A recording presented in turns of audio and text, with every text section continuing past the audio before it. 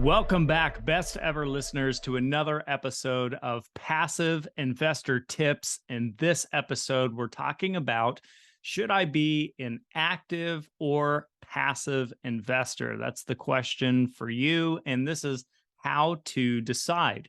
Disclaimers as always, I'm not a financial advisor. I'm not telling you or anyone what to do. This is simply for educational purposes only. So you might think that you already know what I'm about to say in this episode, given that I'm a passive investor today. But, after all, I've spent almost equal time as an active investor and being a passive investor as I am today. So the journey started for me in 2009. I was flipping homes. I had vacation rentals. I was actively managing the business and the portfolio, various strategies, house hacking, which simply means renting out a room or a space in your home to other people. So I did that for about 7 years.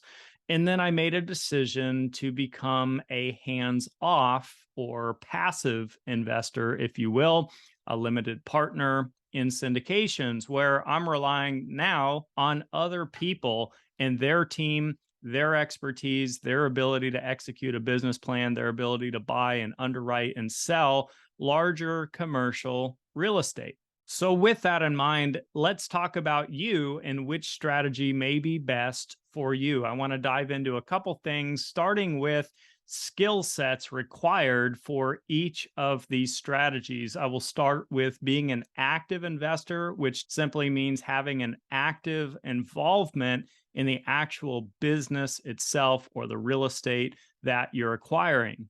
And a couple skills that I would say you need to have if you want to be competitive and successful as an active investor would be the ability to understand and underwrite properties and to understand the analysis that comes with that. The ability to find deals off market, that gives you your competitive edge. The ability to assemble teams and manage people. A conservative and realistic approach to project future and current expenses and potential returns for the deals that you're doing, the ability to follow through on a business plan. And finally, you must have the time to be able to dedicate to all of this. And the bottom line is that you should be compensated for your time, effort, and energy. So if you're doing an active deal where you're the person, then you should have a higher return or higher dollar for dollar amount compared to doing a passive deal. Otherwise, you got to ask yourself, what are you doing? So, you might be doing an active deal because you want to learn the foundation of real estate or you're a handyman or handywoman. But just remember that if your returns aren't any better, your expected returns, than a passive deal, then you are giving your time away for free. So always keep an eye on that. You never want to take your eye off the ball of other things you could be doing to generate income in your life.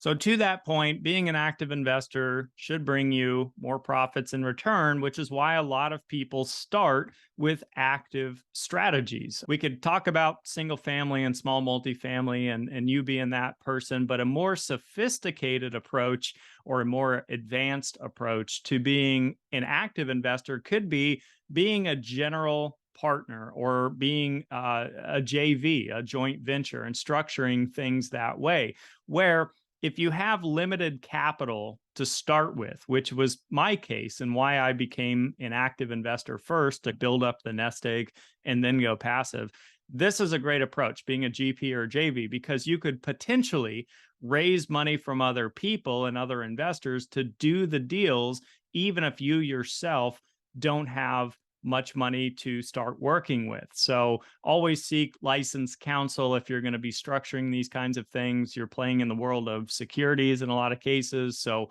not financial advice, but just something to think about in another approach to being an active investor if you're working with limited capital. All right, so let's switch gears real quick and let's talk about being a passive investor, which just simply means not having a material participation in the business or deal itself. So you're effectively investing in someone else's deal or someone else's business as a hands-off investor. So the skill set required for this, and yes, it does require a skill set, to be competitive and to be successful would include a basic understanding of property analysis and just how real estate works fundamentally, the ability to network and find deals, and the ability to manage your finances and personal budget, the ability to identify conservative underwriting when you're vetting deals and doing your due diligence, and the ability to relinquish control and just simply let others run the deal, make the big decisions, and do what they do best. And the bottom line here as a passive investor is that, well, the beautiful thing is that you can free up your time. So a lot of LPs, limited partners, or passive investors have other careers or professional interests that they're focused on full time. And so they just want the diversification to be able to invest in real estate, but not have to be the landlord, so to speak.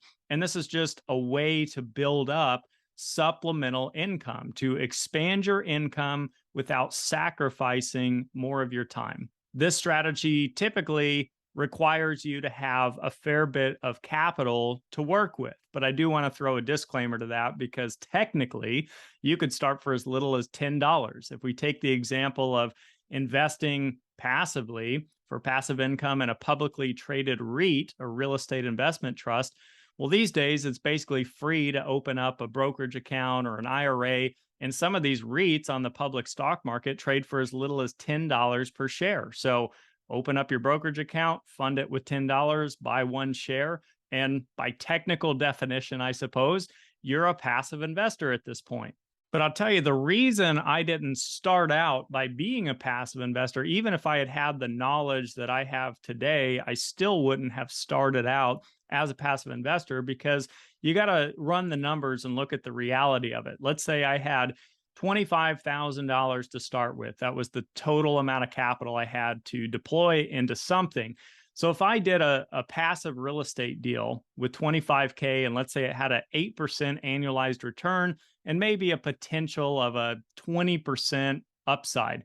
So if you run the math, that's $166 per month in passive income. And then years later on the back end, assuming that, we do have that equity pop, that'd be about $5,000. So when you look at that, all my capital's deployed. There's nothing else I can do for a number of years. It's just really not that life-altering or life-changing to have $166 per month, or even to have $5,000 be put into my bank in 3, 4, 5 years later. So now if we take the same example, the same metrics, the 8% yield, the 20% potential equity upside, but suppose I have $1 million to go invest now, well, the numbers change drastically. Now I'm looking at $6,666 per month in passive income and a potential of $200,000 in a back-end profit upon the sale of that particular property or investment. And that's what really gets me excited. This can be life-altering for a lot of people. This can mean time freedom. This can mean early retirement. This could be switching to part-time work. If nothing else, you just have another $6,000 plus in the bank every month to do whatever you please with. So that's why it's a capital-intensive approach. So as I always say, you do you. It really depends on you, your goals, your objectives, your strategy, your skill set as to whether you're an active or a passive investor, or maybe a combination of the two. A lot of people find that approach to be very valuable. So the most important part is that you just simply take action. It's that you do something. As the great Roman philosopher Seneca once said, while we wait for life, life passes. So with that top of mind, to your success. Thank you guys so much for tuning in to another short episode. These episodes are intended to be very short in nature, to give you as much value as I can in as little time frame as possible. If we haven't connected on social media, Travis Watts or at Passive Investor Tips, love to be a resource for you or anyone you think could find value in these episodes. Have a best ever week, and we'll see you on the next episode.